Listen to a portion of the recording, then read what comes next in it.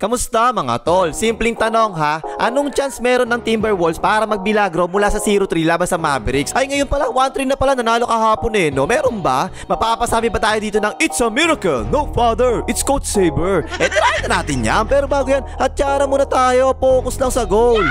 Okay game, wala pa mga tol eh, no? Wala pa kahit isang team sa NBA ang nakabalik mula sa 0-3 na pagkakalubog sa best of 7 series. 154 na yung nagtangka eh, 154 din yung nasawi. Pero dun sa walang nanonood na PBA, meron na syempre, diba? San Miguel pa naman kisip ang first fight dun eh. It's a miracle!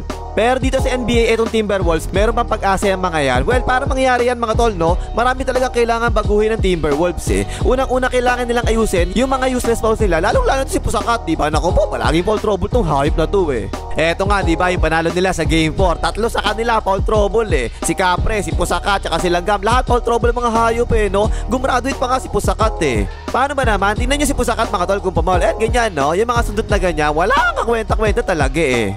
Kahit si Capre, Game 2, Game 3, Game 4, puro 5 fouls niya dun eh, no? Mahirap talagang manalo kapag ganyan, maraming foul trouble kasi nga, pati rotation ng tao nasisira eh. At hindi ka makadepensa na maayos kasi nga, natatakot kang gumraduate eh. Congratulations pala sa mga gumraduate ngayong taon ha. Ito, pangalawa, 3-point shooting. Kung naalala niya mga tol, no, sabi natin sa preview dati, ang Mavericks, no choice talaga yan. Tutulong yan palagi sa loob kasi nga, mas malalaki yung Timberwolves sa kanila eh. At para magawa nila yon, syempre, ang ibibigay nila yung weak side corner, diba? At yun nga mismo yung nangyari. Palagi maaga yung tulong ng Mavericks sa loob, tapos open palagi yung weak side corner. Sa Game 1, 6 out of 17 lang sa corners ang Timberwolves, talo sila. Sa Game 2, 3 out of 7 lang sila sa corners, talo na naman sila. Sa Game 3, 3 out of 8 sa corners, talo na naman. At sa Game 4, nanalo na sila, no? 4 out of 7 naman sila sa corners. So sa 3 games na natalo yung Timberwolves mga tol, 37.5% lang sila sa corners. Actually, decent na numero naman yan eh, no? Pero yung shot attempts nila yung tignan nyo mga tol. Game 2, 7 attempts lang sa corner. Game 3, 8 attempts lang sa corner. Game 4, 7 attempts lang. Ano bang ibig sabihin yan? Ibig sabihin niya mga tol, ganito lang yan eh. Patuloy na gagawin ng Mavericks yung depensa nila sa loob, diba? At ibibigay nila palagi yung corner kasi hindi naman pinapasahan yung corner eh. Gets nyo ba yun?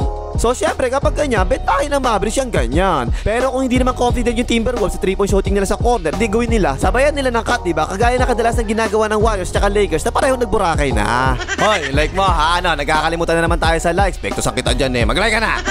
Tapos pangatlo mga tol, yung matchups, diba? Doon sa Game 1 hanggang Game 3, si Jaden McDonald's palagi tumatao kay Papa Luka na parang tama naman eh. Kasi best perimeter defender mo, ilagay mo sa best scorer ng kalaban, diba? Pero yung naging negative impact kasi nito mga tol, kay Langgam, diba? Tinauon niya si Megastar kasi hindi naman pwedeng si Mike Conley Reson camera yung tumako kay Megastar eh. Kaya yung si Langgam ang nangyari, 3 games sinihiga ang walang ya eh, no? Kahit nebulizer, di na kaya, di na tumatalab eh. Kaya yun, ang nangyari, kinakapos palagi ang Timberwolves sa mga dulo ng laro, diba? Game 1 tsaka Game 2, pareho nakahabol yung Mavericks sa last 3 minutes ng laro eh. At dito naman sa Game 4, nakapag-adjust na sila, no? Parang medyo late nga lang kasi 0-3 na nga sila eh. Si Langgam na yung tumao ngayon kay Papa Luka na hindi naman palagi tumatakbo. Siyempre si Papa Luka, tatakbo lang yun na mabagal lang kapag siya may hawak ng bola, diba? At tatambay lang yun palagi kapag hindi siya may hawak ng bola. So medyo nakakapagpahinga ng konti si Langgam si depensa eh. At kapag nasa loob naman si Slomo, minsan si Slomo rin yung tumatao kay Papa Luka, diba? Ang nangyayari, si Langgam nakatambay lang sa corner. Hindi siya masyado napapagod sa depensa. Hindi pa siya naghahanap ng nebulizer sa dulo ng fourth quarter, nanalo na nga sila. Pang-apat, ito mga tol, ito yung hindi ko magets talaga eh. Points in the paint. Game 1, 62 points in the paint ang Mavericks, 38 lang ang Timberwolves. Game 2, 54 points in the paint ang Mavericks, 42 lang ang Timberwolves. Game 3, 50 points in the paint ang Mavericks, 40 lang ang Timberwolves. At Game 4, 46 points in the paint ang Mavericks, 36 lang ang Timberwolves. Kita nyo trend mga tol, no? Hanit talaga eh. Sa 4 na laro, mas marami pang points in the paint ang Mavericks kaysa sa loob. Sino ba yung mas malalaki? Di ba Timberwolves? Bakit ganyan na nangyayari dyan? Kung naaalala niyo mga tol, ano ba sinabi ko sa preview? Ang sabi ko doon, unang-una magiging problema dapat ng Mavericks sa depensa, sino yung pagbabantay nila kay Pusakat, diba? Kasi ang mga defenders nila, si PJ Wash o kaya si Roy Jones Jr., diba? Pareho mas maliit, pareho mas magaang, at halatang kayang-kaya talaga ni Pusakat yan kung katawanan lang eh. Pero ang malaking tanong, pinostihan ba ni Pusakat? Hindi, diba? Anong ginawa ni Pusakat? Tumambay lang palagi sa labas ng walang ya, tumira ng napakaraming 3 points ng tanga. First 3 games si Pusakat mga tol, total niya ha, 3 out of 22 lang sa 3 points. 13.6% lang, napakababa talaga eh. At kaya yun, nanalo sila sa game 4 kasi nga naka 4 out of 5 naman siya sa 3 points. Pero bakit sa 3 points ka tirang pusakat ka? Bakit dyan? Saan ba yung advantage mo ha sa 3 points ba? Eh di ba lilit ng pantay mo? Anong ginagawa mo dyan? Bakit nung labas sa Nuggets, anong nangyayari? Kapag inilabas si Joker, mas maliit ang pantay mo, anong ginagawa mo? Pinoposte mo kaagad, di ba? Eh bakit dito si Sander Gafford lang naman yung malaki nila? Na kanino ba Sander Gafford? Ang binabantayan palagi ng sentro ng Mavericks, yung sentro nyo rin, di ba? Si Capri, hindi naman ikaw eh. So bakit ayaw mong postihan yung mas maliit sa'yo at ayaw mong atakihin palagi yung loob? Aba, ewan ko sa mga to, urok itlog ata to mga to eh. So para magkaroon ng chance sila na makagawa ng himala, di ba? Eh dapat papostihin nila palagi si Pusakat o kaya si Riley Reid. Tingnan niyo pag ginawa nila yan mga tol, ang mangyayari dyan, yung Mavericks, sila naman ngayon ang mapapaul trouble, no? Sinabi ko na sa preview yan, ayaw lang maniwala mga Timberwolves sa akin eh. Eto, pang-5, yung depensa kay Papa Luka sa pick and roll. Unang-una dyan syempre, yung walang kamatayan drop coverage si Capri. Naku po, suki-suki talaga, pogi eh, no? Alam niya mga tol, ang sabi ng tropa ko ha, si Albert Einstein bago siya namatay, insanity is doing the same thing over and over and expecting a different result. Wow, English yun ha? Kaya ano ba yung ginagawa ng Timberwolves? Eh di insanity na rin niya kasi yung drop coverage si Capri, di ba? Paulit-ulit talaga, inuulan palagi ni Papa Luka, tapos ganun pa rin palagi yung ginagawa ng Timberwolves. Wala kadala-dala talaga eh, no?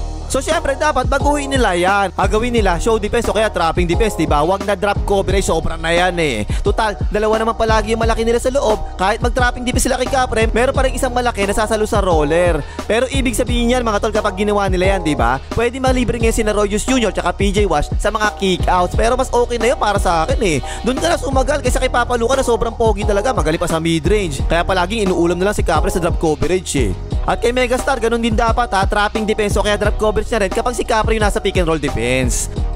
Tapos pang-anim mga tol, eto no, experiment na dapat to eh. Kailangan na rin i-explore ng Timberwolves sa pag-double team kay Papa Luka. Naalala niyo ba mga tol, laban ng Mavericks tsaka OKC, anong ginagawa nila? Dino-double team nila palagi si Papa Luka, di ba? Kailangan na rin sibukan ng Timberwolves yung ganun. Huwag na silang pumayag si Papa Luka yung tumalo sa kanila palagi kasi hindi talaga sila mananalo sa kapugian, no? Mas pogi sa kanilang lahat yun eh.